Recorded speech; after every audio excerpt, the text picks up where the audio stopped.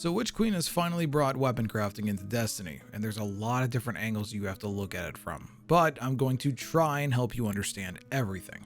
My name is SentinelGray, and welcome to the channel. Hey, listen, real fast before I start the actual video, if you want to help me or any of the other YouTubers that you like, remember to like and comment on the videos as well as subscribing to their channels. It really helps all of us out no matter how big or small we are. Let's get into weapon crafting.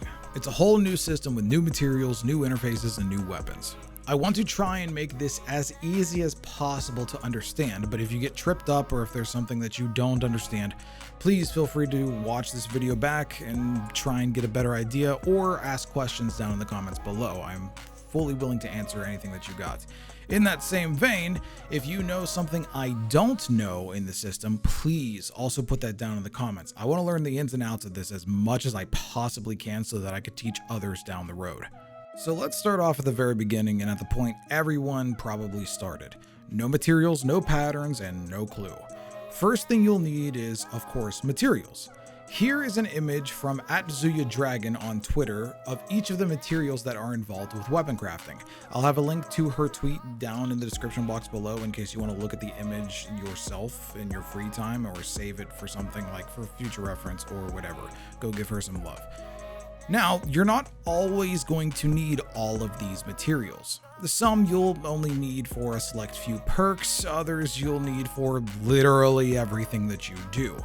Now, what are the ways that you can get these materials? The most common materials being ruinous, adroit, mutable, energetic, and neutral elements come from completing deep sight resonance objectives that come on red bordered weapons. These red weapons can drop randomly, and almost any weapon can be a red weapon in the game. Any legendary weapon at least. No blues, no greens, nothing like that. Luckily, as of me making this video, each objective on these red weapons are the same. Get kills with this weapon and or complete objectives. This makes completing each weapon with deep sight resonance extremely easy. Just go into a strike and use that weapon as much as you possibly can, and in most cases, you'll have that objective completed by the end of it. Now, once you've completed the objective, you'll more than likely have to choose between one of two different rewards. One for one type of material and one for the other. And if you're not sure on which materials you want and or need, you can always check on how many of each material you have by hovering over the traits in the third and fourth columns. These will show you not only how much you have on you, but also what type of material you'll need for that specific trait. As an example, the trait Adrenaline Junkie will take ruinous elements in order to slot it onto your weapon. So for traits that affect your weapon's damage, they will always take ruinous elements. Remember that image from Zuya earlier? That table shows you which elements affect which type of weapon's traits. You'll also notice that no matter which reward you pick, you will always get neutral elements for them. The main reason being is because in crafting weapons, you'll need neutral elements for almost everything that you do. But after you choose a reward, you can either keep the weapon or dismantle it, just like any other legendary weapon. Let's just say for this specific one, you want to dismantle that weapon because it has a god-awful roll on it. Well, whenever you dismantle any legendary weapon, you receive resonant alloy, which is also very important for your crafting endeavors. The most rare material in crafting, though, is Ascendant Alloy, which you can get currently, as of me making this video, through doing the weekly Witch Queen campaign mission and the new Wellspring activity in the Throne World on Master difficulty. The only other way to get these is to buy one from Master Rahul in the tower once per week. The big downside to this is that it costs a whopping 400 legendary shards for a single Ascendant Alloy. Not worth it in my book, but it's there if you really need one. Now that you've completed some deep sight resonance objectives and dismantled a few weapons, let's move on to the thing you'll need for whenever you're crafting weapons: the patterns. Patterns are basically weapon blueprints for each individual weapon. Some patterns you can get from quest rewards, but most of them you have to get through completing multiple copies of the same weapon that has deep sight resonance. Let me show you. In your character menu, if you go to the Triumph tab, you will see something that says Patterns and Catalysts on the right side of your screen. If you flip through here and look around, you'll see the weapons that you'll be able to craft, and they are the only weapons you can craft. To be perfectly clear, though you may have gotten, like, let's just say a Dreaming City weapon with the red border around it, that does not mean that you can craft it. Deep Sight Resonance and craftable weapon patterns aren't linked in that way. So if you really want to know all of the weapons that you can craft, you will have to look on this page to know for sure. But continuing on, a lot of weapon patterns are only unlocked for you to craft after you complete a certain amount of them that have Deep Sight Resonance. As an example, just because I completed one resonance objective on a recurrent impact machine gun, that does not mean that I have the pattern unlocked. I'll need to do it a few more times on a few different rolls of the gun that also have Deep Sight Resonance objectives before I can actually craft it. So with that being patterns, let's get into actually crafting a weapon and everything that revolves around it. For this example, we're going to be using the new Throne World Scout Rifle Pointed Inquiry. Starting off, you have to choose the weapon frame, but in all actuality, it's not the frame of the weapon you choose, like rapid fire, precision, lightweight, it's nothing like that, but it's the masterwork for the weapon. Whenever you craft a brand new weapon, you won't have access to any of the masterwork stats, so you'll have to choose the only option available to you, which is no masterwork boost. For just the frame itself, it will cost 5 resonant alloy and 10,000 glimmer.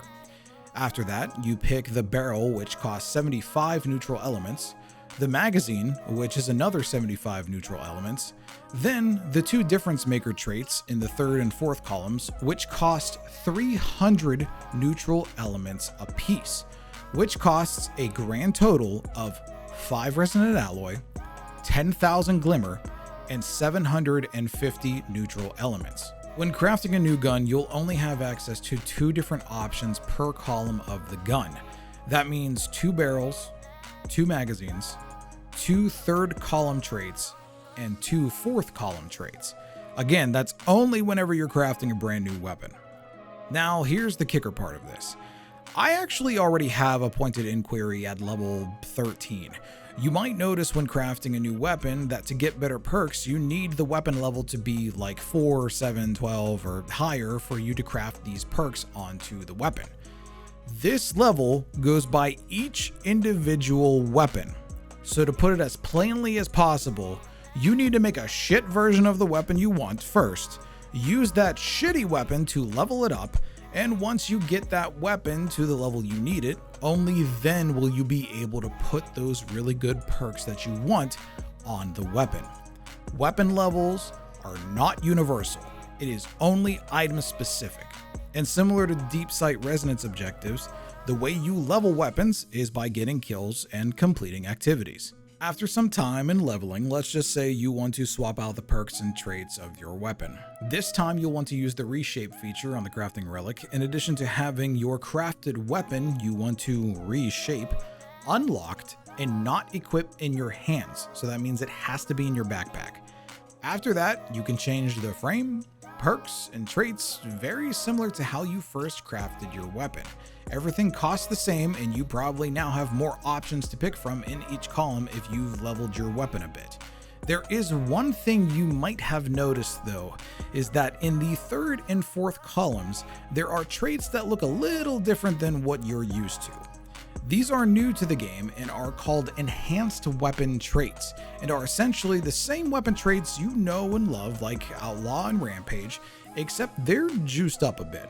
This might be increased times of effects or improving stats on your weapon where previously there was no such thing on the regular trait.